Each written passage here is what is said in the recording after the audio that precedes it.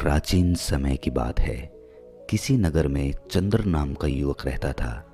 पेशे से चंद्र एक किसान था और कुछ बीघे जमीन ही उसकी कुल संपत्ति थी। उस जमीन पे जो फसल उगती थी उससे उसके परिवार का गुजर बसर होता था। जिस साल फसल अच्छी हो जाती थी वो साल चंद्र के लिए खुशी का साल होता था, लेकिन जिस साल फसल अच्छी नहीं होती थी उस साल उसके परिवार को बड़ी ही दिक्कतों का सामना करना पड़ता था। समय अपनी रफ्तार से आगे बढ़ रहा था और चंद्र अपनी जमीन पर पैदावार बढ़ाने के लिए हर संभव प्रयास करता रहता था। लेकिन चंद्र का एक पड़ोसी था, उसके पास कुछ गायें थी और गायों के कुछ बछड़े थे। उसका पड़ोसी पेशे से एक ग्वाला था। अपनी गायों का दूध वो घर घर बेचकर अपना गुजर बसर किया करता था। लेकिन उसकी एक समस्या थी, वो गायों से दूध तो निकालना चाहता था, लेकिन जब बात उनको खिलाने पिलाने की आती, चारा डालने की आती, तो वो अपनी गायों को खुला छोड़ देता था, क्योंकि उसे पता था कि गाय दूसरों के खेतों में जाकर अपना पेट भर के वापस उसी के पास आ जाएंगी। उसका काम सिर्फ गायों से दूध निकालने का था, उनकी देखभाल का जिम्मा वो लेना ही नहीं चाहता था। इसकी वजह से बहुत से लोग उसे ताने भी देते थे, क्योंकि गाय जब उनके खेतों में घुसती थी तो फसलों को बड़ा नुकसान होता था। वो उससे शिकायत करते कि जब दूध तुम निकालते हो तो उसको चारा तुम क्यों नहीं डालते हो, क्यों हमारी फसल बर्बाद करने के लिए उसे खुला छोड़ देते हो। इस पर वो कहता कि मैं गायों को पूरे दिन बांध के नहीं रख सकता, उनको खुला भी छोड़ना चाहिए। गाय हमारी माँ होती है और अगर तुम्हारी फसल खराब होती है तो तुम अपनी फसलों की निगरानी रखो, मैं कौन सा तुम्हारे खेत में छोड़ने के लिए जाता हूँ। और इस प्रकार वो अपनी बात को ऊपर रखते हुए दूसरों को नज़रअंदाज कर देता था। एक दिन सुबह सुबह जब चंद्र अपने खेतों में गया तो उसने पाया कि रात में गाय ने उसकी खेत की बहुत सी फसल खराब कर दी थी। उस खेत में उसने गाय के पैरों के भी निशान देखे। अब उसका यकीन पक्का हो गया था कि ये गाय उसके पड़ोसी की ही थी, इसीलिए उसने सोचा कि वो अपने पड़ोसी को इसकी शिकायत करेगा। लेकिन तभी उसे याद आया कि पड़ोसी को शिकायत करने का कोई फ़ायदा नहीं है, क्योंकि वो उसकी बात को मानेगा ही नहीं। और आखिरकार उसने फैसला किया कि वो रात में अपनी फसल की देखभाल वहीं खेत में अपनी झोंपड़ी में रहकर किया करेगा। उसने घर आकर अपनी पत्नी को अपना ये विचार बताया कि आज रात से मैं खेतों में ही सोया करूँगा। इस पर उसकी पत्नी ने भी कोई विरोध नहीं किया, क्योंकि उसे पता था कि फसल अच्छी नहीं होगी तो फिर से कलह के दिन आ जाएंगे। उसी रात को चंद्र अपना खाना पीना खाकर अपनी लाठी को तैयार करके अपनी झोंपड़ी की तरफ निकल पड़ता है। आज उसने फैसला कर लिया था कि आज से जब तक फसल नहीं कटेगी वो खेतों में अपनी फसल की देखभाल किया करेगा। लेकिन उसके मन में एक असमंजस की स्थिति भी थी। उसने सोचा कि अगर गाय मेरी फसल खाने के लिए आती है तो मैं उसे लाठी से मार तो नहीं सकता। बचपन से उसके संस्कारों से उसकी ऐसी मान्यता थी कि गाय उसकी माँ समान है और माँ पर कोई लाठी कैसे चला सकता है। तो यहाँ पर असमंजस की स्थिति तो खड़ी होनी ही थी। इसीलिए उसने सोचा कि मैं गाय को लाठी मारने की बजाय वैसे ही हाँक दिया करूँगा। गाय वैसे ही हाँकने से खेत से बाहर चली जाएगी। लेकिन रात में जब गाय फसल खाने के लिए उसके खेत में पहुंची तो उसने खेत से बाहर हाँकने का बहुत प्रयास किया। वो इस कोने से गाय को बाहर हाँकने की कोशिश करता तो गाय उस कोने पर पहुंच जाती, लेकिन गाय उस खेत से बाहर निकलने का नाम ही नहीं ले रही थी। इससे चंद्र की झल्लाहट बढ़ती जा रही थी। अपने गुस्से की वजह से वो खुद पे से काबू खोता जा रहा था और आखिरकार वो घड़ी भी आ गई जब वो अपने सारे संस्कार भूल गया। और जब आदमी गुस्से से भर जाता है तो उसका विवेक, उसकी बुद्धिमानी, उसकी सोच सब कुछ खत्म हो जाती है। ऐसा ही कुछ उसके साथ भी हुआ।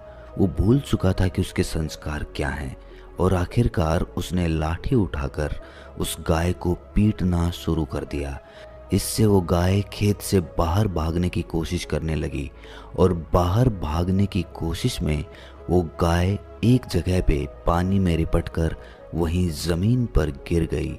और बदकिस्मती से जहाँ पर वो गाय गिरी थी वहीं पर ज़मीन पर एक बड़ा सा पत्थर भी पड़ा हुआ था, जिसके कारण उस गाय की उस पत्थर पर गिरने की वजह से वहीं पर मौत हो गई। ये घटना होने के बाद चंद्र का गुस्सा एकदम ठंडा हो गया। उसको एहसास हुआ कि उससे कितनी बड़ी गलती हो गई।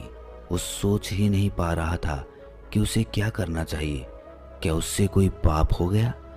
क्या उसे ऐसा नहीं करना चाहिए था? इसी सोच विचार में वो पूरी रात सो नहीं पाया और उसके सामने वो गाय तड़पती रही। उसने उसका इलाज करने की भी कोशिश की, लेकिन रात में ना तो उसे कोई चिकित्सक मिल सकता था और ना ही मदद के लिए आसपास कोई मौजूद था, क्योंकि उसका खेत गांव से बहुत दूर था।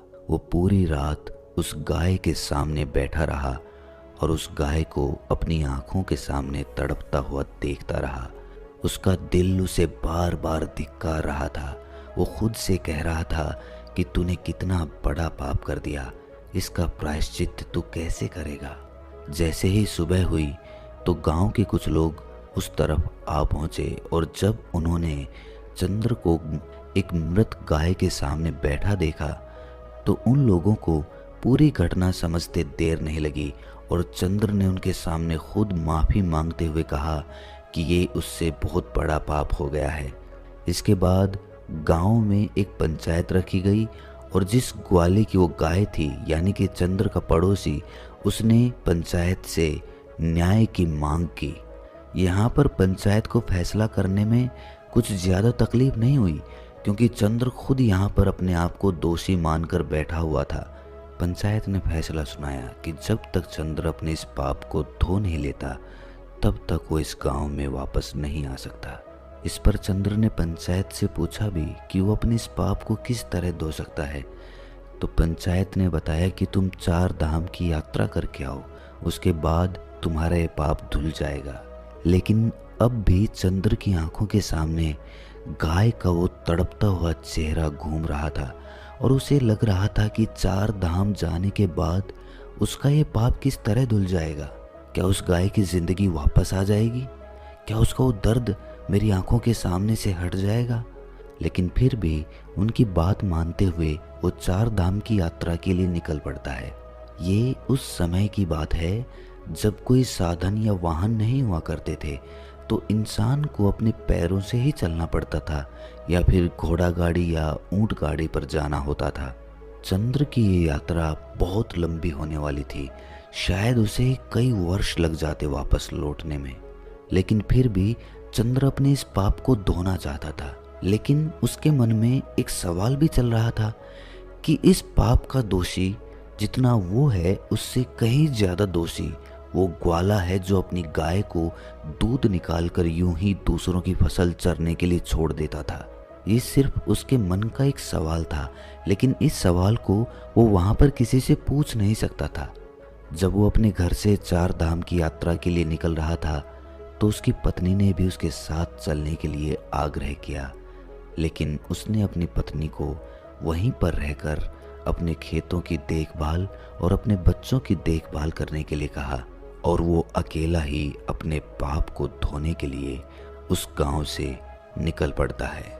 एक धाम से दूसरे धाम और दूसरे धाम से तीसरे धाम, इस प्रकार चलते चलते चंद्र को बहुत वक्त हो गया था। कई साल बीत गए थे, लेकिन चंद्र अब भी अपने आप को दोषी मान रहा था। उसके मन से उस गाय का वो चेहरा हट ही नहीं रहा था। जब वो अपने तीसरे धाम की यात्रा पर जा रहा था तो उस यात्रा के बीच में एक जंगल पड़ता था और उस जंगल को पार करते हुए वो धाम था। जब चंद्र उस जंगल को पार कर रहा था तो उसे उस जंगल में एक भिक्षु की कुटिया दिखाई दी। उसे बड़ा ही आश्चर्य हुआ, क्योंकि वहां आसपास कोई भी और मनुष्य दिखाई नहीं दे रहा था। कई कई मीलों तक किसी इंसान की कोई बस्ती वहां पर नहीं थी और इस जंगल के बीच में ये एक भिक्षु अकेला क्या कर रहा था। इससे चंद्र की जिज्ञासा और ज्यादा बढ़ गई और वो अपनी जिज्ञासा को शांत करने के लिए उस भिक्षु के पास उस कुटिया में पहुंच जाता है। जब चंद्र उस कुटिया में पहुंचा उस वक्त वो भिक्षु ध्यान में लीन था, लेकिन जैसे ही चंद्र ने उस कुटिया में प्रवेश किया वैसे ही भिक्षु अपने ध्यान से बाहर आ गया। ध्यान से बाहर आने के बाद चंद्र ने उनसे पहला प्रश्न क्या किया, जरा ध्यान से सुनिएगा। चंद्र ने पूछा, महात्मन, आप इस जंगल में अकेले किस प्रकार रहते हैं? यहाँ पर ना कोई इंसान है, ना कोई बस्ती है। यहाँ पर आप अकेले किस प्रकार वास कर लेते हैं? इस पर भिक्षु ने बड़े ही सहज भाव से उत्तर दिया कि इंसान को जीने के लिए सांसें और खाना चाहिए, जो यहाँ पर भली भांति मिल जाती है। सांसें ये पेड़ पौधे हमें देते हैं और खाना भी ये पेड़ पौधे हमें इस जंगल में दे देते हैं। और जीने के लिए क्या चाहिए? इस पर चंद्र ने पूछा कि महात्मन, फिर भी इंसान को कोई तो चाहिए जिससे वो बात कर सके, जिससे अपनी भावनाएं व्यक्त कर सके। आपके पास तो यहाँ कोई भी नहीं है। इस पर भिक्षु ने जवाब दिया कि ये तुम्हें लगता है कि मेरे पास कोई भी नहीं है, क्योंकि तुम्हारी आंखें सीमित चीज़ें ही देख पाती हैं, लेकिन मेरे पास वो भी है जो तुम्हारी आंखें नहीं देख पाती और जो कण कण में बसता है। इन बातों से चंद्र को एहसास होने लगा था कि ये कोई साधारण भिक्षु नहीं है। इनकी समझ बहुत गहरी है और इनसे मुझे अपने सवालों के जवाब मिल सकते हैं। इसीलिए चंद्र ने उनको अपनी पूरी परिस्थिति बयां कर दी और सारी बात बताने के बाद चंद्र ने भिक्षु से पूछा कि महात्मन, 2 धाम की यात्रा तो मैं कर चुका हूँ और ये यात्रा करने के बाद भी मेरे मन का बोझ हल्का नहीं हुआ है। मुझे पता है कि मैं 4 धाम की यात्रा भी कर लूँगा तो भी मेरे मन की परिस्थिति यही रहेगी। कृपया करके आप मेरा मार्गदर्शन करिए। मैं अपने इस पाप को किस तरह धो सकता हूँ, इस पाप से किस तरह मुक्ति पा सकता हूँ। ये सुनकर वो भिक्षु जोर जोर से हंसने लगता है। इस बात पर इतना जोर जोर से ठाके लगाकर हंसते हुए देखकर चंद्र उन भिक्षु से पूछता है कि महात्मन, इसमें हंसने की क्या बात है? आप इतनी जोर जोर से क्यों हंस रहे हैं? इस पर वो भिक्षु कहता है कि बंते, तुम उस पाप को धोने की बात कर रहे हो जो तुमने किया ही नहीं है। तुम अंधकार में भटक गए हो। जो तुमने किया वो कोई पाप नहीं था। वो तुम्हें लगता है कि पाप है, लेकिन वास्तविकता में वो पाप नहीं है। अच्छा ये बताओ, अगर तुम उस गाय को अपना पूरा खेत चरने के लिए छोड़ देते तो क्या वो सही होता? जरा सोचो। इस पर चंद्र कहता है कि नहीं महात्मन, वो तो बिल्कुल भी अच्छा नहीं होता, क्योंकि किसानी करना तो मेरा पेशा है और अगर वो मेरे खेत की पूरी फसल खा जाती तो मैं अपना परिवार किस प्रकार चलाता, अपना गुजर बसर किस प्रकार करता? ये सुनकर उस भिक्षु ने कहा, तो यही बात तुम समझ नहीं पा रहे हो। तुम्हारा सबसे बड़ा कर्तव्य यही था कि तुम अपनी फसल की रक्षा करो। वही तुम्हारा सबसे बड़ा कर्म था और अपने कर्म को पूरा करने के लिए चाहे इंसान को कुछ भी करना पड़े, उसे करना चाहिए और वही तुमने किया। एक उदाहरण देते हुए भिक्षु ने बताया कि जिस प्रकार श्री कृष्ण ने धर्म की रक्षा के लिए कौरवों से युद्ध करने के लिए अर्जुन को गीता का उपदेश दिया और उसे युद्ध करने के लिए प्रेरित किया, क्योंकि वही उस वक्त की प्राथमिकता थी। हमें ये ज़रूर देखना होगा कि हमारी प्राथमिकता क्या है और उसी प्राथमिकता के आधार पर हमें अपने कर्म का चुनाव करना होता है। इसके बाद भिक्षु ने चंद्र को समझाते हुए कहा कि जब तक तुम अपने आप को कर्ता समझते रहोगे, यानी कि करने वाला, तब तक तुम्हें दुख ही होता रहेगा। तुम्हारा मन हमेशा संताप झेलता रहेगा, क्योंकि तुम समझ रहे हो कि तुम करने वाले हो, तुम करता हो और वही तुम्हारे दुख का कारण बन जाता है। इस परिस्थिति में तुम्हें लग रहा है कि तुम्हारी वजह से वो गाय मारी गई, क्योंकि तुम अपने आप को कर्ता समझ रहे हो और यही तुम्हारे दुख का कारण है। लेकिन जब तुम अपने आप को सिर्फ क्रिया समझोगे, कर्म करने वाला समझोगे, तब तुम्हें दुख नहीं होगा, क्योंकि वहाँ पर तुम कर्ता नहीं हो, वहाँ पर तुम क्रिया हो। करने वाला और रचने वाला तो कोई और है। तुम इस नाटक में सिर्फ अभिनय कर रहे हो। अपना पात्र पूरा करो और यहाँ से चलते बनो। अपने आप को इस नाटक का निर्देशक कभी मत समझना, क्योंकि निर्देशक कोई और है। हम तो सिर्फ अभिनेता हैं जो अपना अभिनय कर रहे हैं, और इस अभिनय में जो पात्र हमें मिला है उसको भली भांति पूरा करना हमारा सबसे बड़ा कर्तव्य है। तुम्हें पात्र मिला है एक किसान का, इसीलिए तुम अच्छे से किसानी करोगे तो ही तुम्हारा निर्देशक यानी कि इस नाटक का निर्देशक खुश होगा। अगर तुम अपना अभिनय अच्छा नहीं करोगे तो उस निर्देशक को कभी अच्छा नहीं लगेगा। इसीलिए तुमने कुछ गलत नहीं किया, तुम अपनी किसानी का पात्र बहुत अच्छे से निभा रहे थे।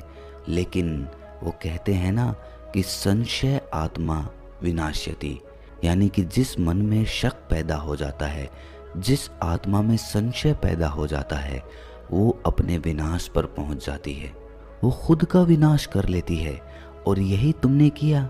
तुम्हारे मन में द्विधा उत्पन्न हो गई कि मैं किसानी करूं या मैं उस गाय के प्रति अपना कर्तव्य निभाऊं। और जहां पर आदमी में संशय आ जाता है वहां पर उसका विनाश निश्चित हो जाता है। एक आखिरी सवाल जो चंद्र ने उन भिक्षु से पूछा वो बहुत गहरा था, जरा ध्यान से सुनिए। चंद्र ने पूछा कि महात्मन, जो कर्म हम करते हैं हमें उसका फल किस प्रकार मिलता है? अगर मैंने कुछ गलत किया ही नहीं तो मैं यहाँ पर प्रायश्चित क्यों भोग रहा हूँ?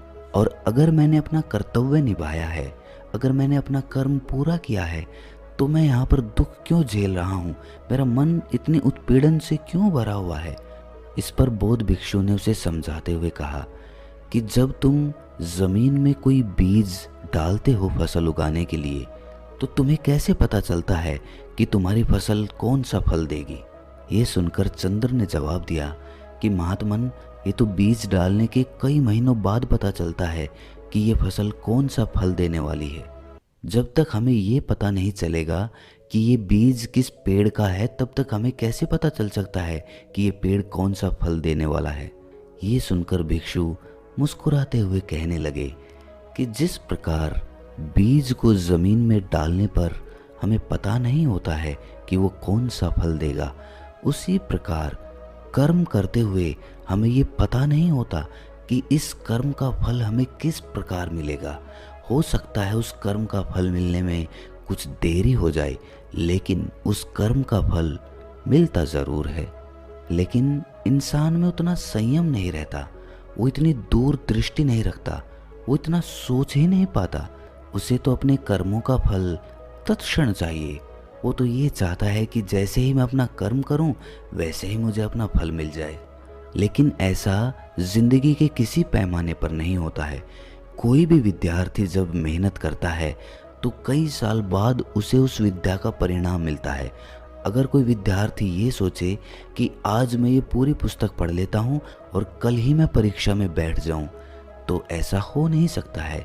उसे सालों साल अभ्यास करना पड़ता है, और उस अभ्यास का फल उसे कब मिलेगा उसे ये पता भी नहीं होता है।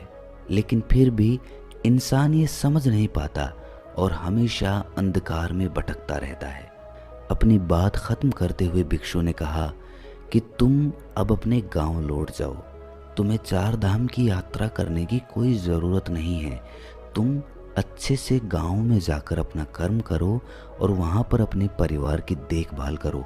यही तुम्हारा अभिनय है और यही तुम्हारा पात्र है जो तुम्हें इस जीवन में निभाना है। ये सुनकर चंद्र कहता है, लेकिन महात्मन, पंचायत ने मुझे दोषी पाया है और जब तक मैं अपनी सज़ा पूरी नहीं कर लेता, यानी कि अपना पाप नहीं धो लेता, तब तक मैं कैसे वापस जा सकता हूँ? ये तो धोखा होगा, छल होगा, जिसका परिणाम मुझे बाद में भोगना होगा। इस पर वो भिक्षु कहता है कि तुम एक बार अपने गांव में जाओ, वहाँ की परिस्थिति बहुत कुछ बदल चुकी होगी। वो गांव अब वैसा नहीं रहा होगा जैसा कि तुम छोड़ कर आए थे, क्योंकि तुम अपने कर्म अच्छे से कर रहे थे और उन कर्मों के परिणाम अब वहाँ पर तुम्हारे परिवार को मिलने शुरू भी हो चुके होंगे।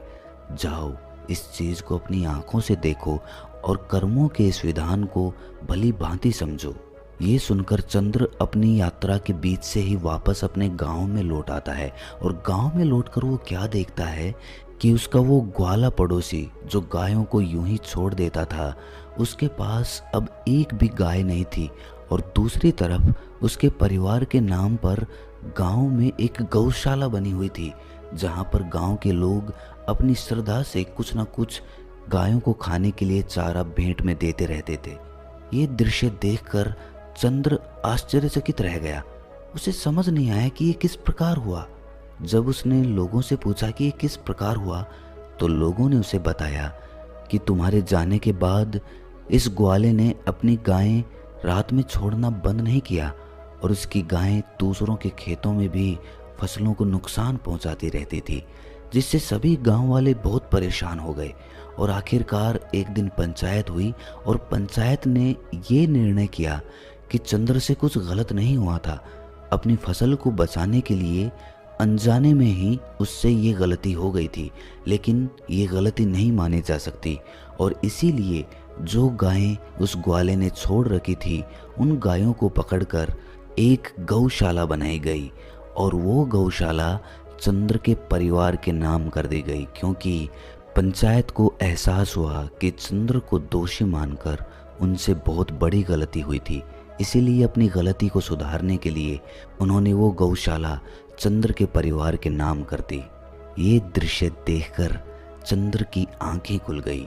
उसे उस भिक्षु की वो बात याद आ गई कि जब हम जमीन में बीज को डालते हैं, तब हमें ये पता नहीं होता कि वो बीज क्या फल देगा, लेकिन जिस दिन वो फल देता है उस दिन हमें पता चलता है कि हमारा वो कर्म कितना सार्थक था। तो दोस्तों, कैसी लगी ये कहानी आपको? कमेंट सेक्शन में ज़रूर बताना, और अच्छी लगी हो तो इस वीडियो को लाइक करके चैनल को सब्सक्राइब ज़रूर कर देना। तो मिलते हैं अगली ही किसी ऐसी कहानी में। तब तक के लिए अपना ख्याल रखें।